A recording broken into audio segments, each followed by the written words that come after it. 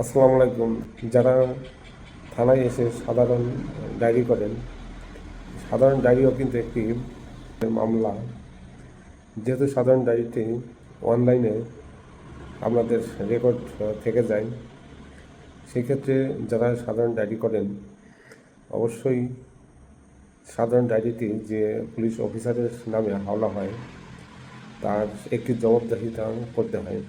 এই সাধারণ ডায়েরির বিষয়টি আমাদের সংশ্লিষ্ট থানা সংশ্লিষ্ট সার্কেল অফিসার সাধারণ ডায়েরির বিষয়ে বিভিন্ন ধরনের লিখিত জবাব চায় যে এর বিষয়ে আপনি কি করেছেন। তখন আমাদের সেই বিষয়ে কার্যকারী ব্যবস্থা গ্রহণ করে জবাব লিখতে হয় বা দিতে হয়। এবং বিজ্ঞ আদালতের সাধারণ ডায়েরিতে আপনারা অনেকে মনে করেন যে পুলিশ ডায়েরি করে গেলাম, পুলিশ আমার বাসায় আসছে না কেন, আসে না কেন। এই সাধারণ ডায়েরি একটু ভবিষ্যতের জন্য ডায়েরি করে রাখেন। দেখেন দর্শক, সাধারণ ডায়েরি পুলিশের এখতিয়ার না, এটি বিজ্ঞ আদালতের অনুমতিক্রমে এটি তদন্ত করতে হয়। বিজ্ঞ আদালত এই তদন্তের অনুমতি দিলে তখন একজন সাব ইন্সপেক্টর এসআই সেই ডায়েরির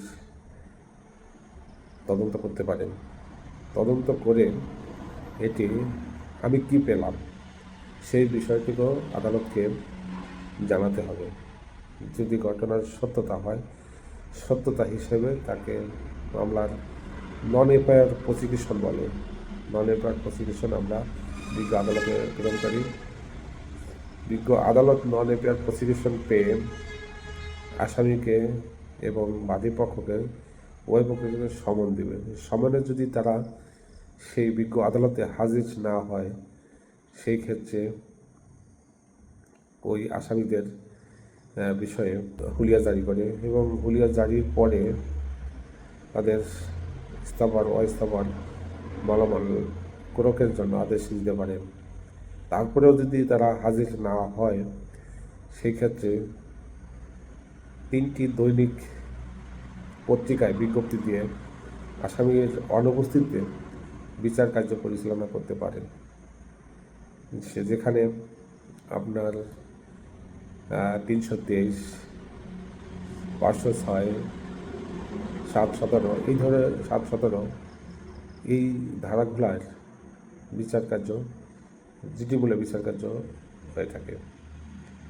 এতে যে ধারার শাস্তি আছে সেই শাস্তি বিজ্ঞ আদালত দিতে পারে।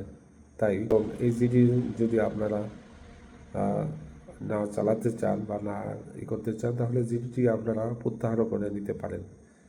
সেই ক্ষেত্রে থানায় এসে প্রত্যাহারের একটা আবেদন দিলে সেই প্রত্যাহার জিডিটি অনলাইনের মাধ্যমে সেটা খারিজ করতে হয়।